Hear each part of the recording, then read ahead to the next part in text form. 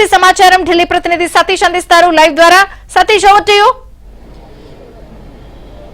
విజయ్ చంద్రిక సుప్రీంకోర్టులో AP CM Chandrababu నాయుడుకి భారీ ఊరట లభించింది. అయితే స్కిల్ కేసుకు సంబంధించి బెయిల్ రద్దు చేయాలని గత ప్రభుత్వం వైసీపీ ప్రభుత్వం గతంలో దాఖలు చేసిన పిటిషన్ను జస్టిస్ బేలయం త్రివేది కొట్టిపారేసింది. ఈ కేసులో ఇప్పటికే ఛార్జ్ షీట్ ఫైల్ చేశారని రాష్ట్ర ప్రభుత్వం తరపు న్యాయవాది ముఖిల్ రోహత్గి సైతం కూడా సుప్రీంకోర్టుకు తెలపడం జరిగింది. ఇక ఛార్జ్ షీట్ దాఖలు చేసినందున బెయిల్ రద్దు పిటిషన్లో ఎలాంటి జోక్యం చేసుకోవాల్సిన అవసరం లేదని జస్టిస్ బేలయం త్రివేది తేల్చి చెప్పింది. ఇక 2023 నవంబర్లో చంద్రబాబు నాయుడుకు ఏపీ హైకోర్టు బెయిల్ మంజూరు చేసింది. రాష్ట్ర ప్రభుత్వం దాఖలు చేసిన బెయిల్ రద్దు పిటిషన్ను డిస్మిస్ చేస్తూ ఉత్తర్వులు కూడా గత ధర్మాసనం ఇవ్వడం జరిగింది. అయితే అవసరమైన సందర్భంలో విచారణకు సహకరించాలని గతంలో చంద్రబాబుకు సుప్రీంకోర్టు మాత్రం సూచించింది. ఖచ్చితంగా కూడా ఈ కేసులో ఒక భారీ ఊరట అని చెప్పాల్సి ఉంటుంది. ఏపీ స్కిల్ కేసు సంబంధించి గత ప్రభుత్వం వైసీపీ అక్రమ కేసు బనాయించి కావాలని మాజీ సీఎం హోదాలో ఉన్న చంద్రబాబు నాయుడు పైన కేసు పెట్టడంతో పాటు దాదాపు ఆయనను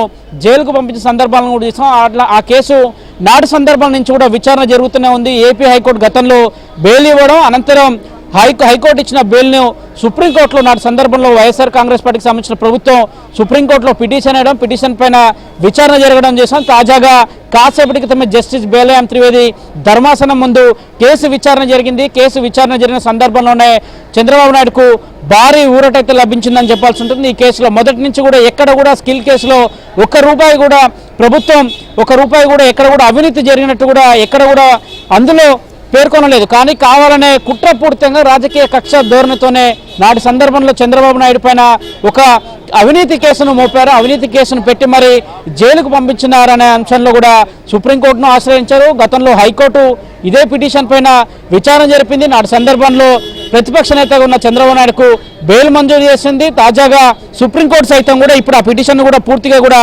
కొట్టిపారుస్తుందంటే కూడా చూడొచ్చు. జస్టిస్ బేలయం త్రివేది పూర్తిగా కూడా బెయిల్ రద్దు చేయాలని గతంలో వేసిన ప్రభుత్వాన్ని పూర్తిగా కూడా ఆ పిటిషన్ అయితే కొట్టిపారుస్తుంది.